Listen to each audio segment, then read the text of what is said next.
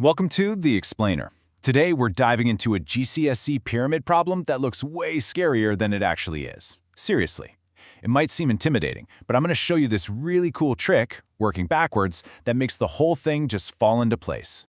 Okay, so let's take a look at the problem itself. We've got this pyramid, VABC. The base, that's an equilateral triangle. Now, we're given a couple of key pieces of info. First, the vertical height. That's from the very top. V, straight down to the middle of the base, is 8 centimeters.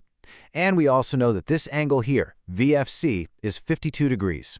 So, what's the mission? Simple. Find the length of one of the sides of that triangle base, ABC. You know, when you see a problem with a bunch of steps like this, the first instinct can be to freak out a little. But don't! The best way to tackle these is to think backwards. We know what we want to end with, right? The side length. So let's start there and ask ourselves, okay, what do I need to know right before I can get that final answer?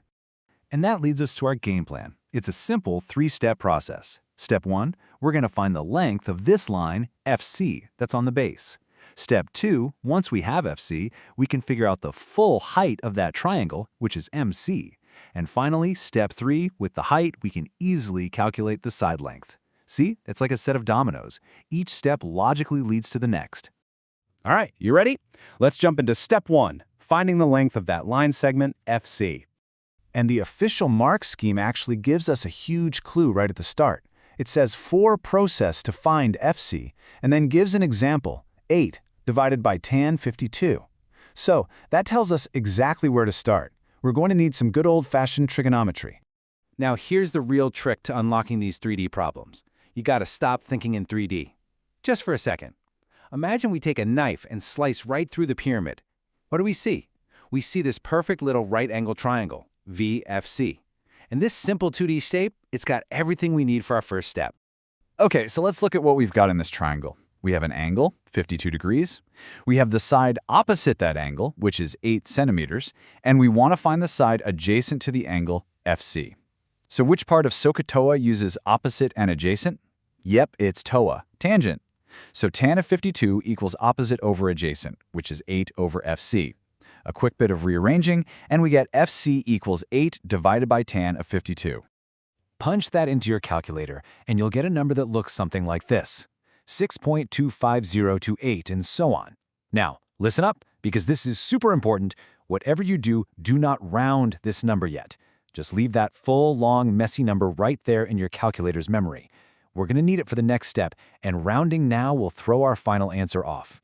Okay, step 1 is done, we've got FC. Now let's move on to step 2, using that number to find the full height of our base triangle. All right, so we can kind of forget about the height of the pyramid for a minute. Let's just focus our attention down on the flat base, that equilateral triangle ABC.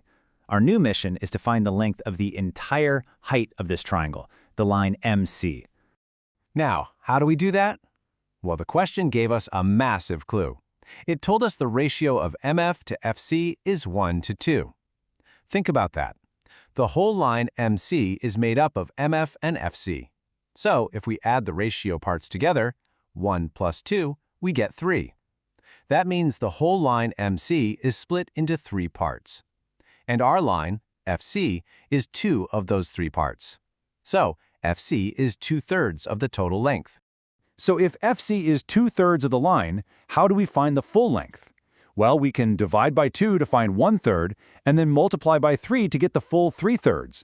Or, even easier, we could just multiply by 3 over 2, which is 1.5.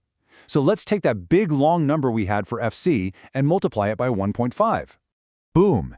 That gives us 9.37542, and so on. This is the full height of our equilateral triangle base. And what's the rule? That's right, we're not rounding it, keep it in the calculator. We're heading into the final step now. Okay, we are on the home stretch. We have the height of the triangle. That's the last piece of the puzzle we needed. Now all that's left is to use that height to finally calculate the side length. Now, this is one of those cool facts about equilateral triangles you just gotta know. There's a direct formula that connects the height of an equilateral triangle to its side length. If you've got the height, h, the side length is just 2 times h, all divided by the square root of 3. It's a lifesaver of a formula. So, let's plug our number in.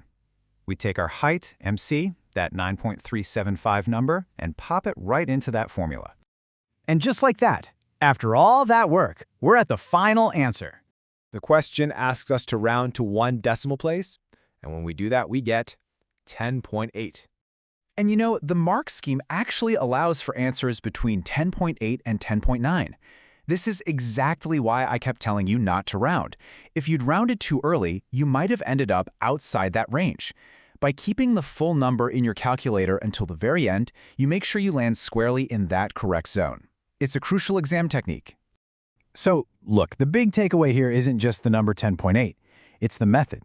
It's about how you can take a really complex-looking problem, break it down into smaller, much easier steps, and just knock them out one by one. It's a strategy that works for way more than just math problems, right? So how could you use this kind of step-by-step thinking to tackle other challenges you're facing?